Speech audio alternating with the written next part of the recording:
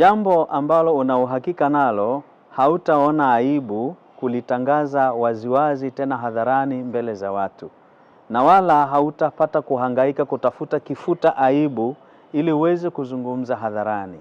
Utazungumza wazi wazi bila uoga na bila hofu yoyote.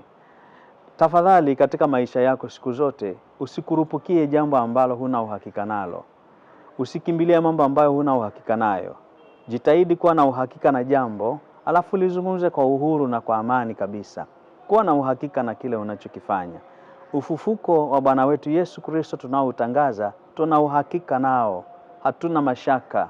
Hatuhitaji kufuta aibu zetu ili tuweze kumtangaza Yesu Kristo aliyefufuka. Tunamtangaza waziwazi kwa uhuru na kwa amani kabisa, kwa sababu tunajua tunalolifanya, tunaamini tunalolifanya na tuna uhakika na tunalolifanya. Siku zote fanya mambo yako kwa uhakika. Ukiwa unaelewa unafanya nini, ukiwa unajua unafanya nini, tenda yote kwa uhakika na kwa uhuru kabisa. Ninakuombea Pasaka hii iwe ya baraka kwako, ili ufanye mambo yote kwa uhakika na kwa amani na kwa uhuru kabisa. Na akubariki Mungu Mwenyezi, Baba na Mwana na Roho Mtakatifu.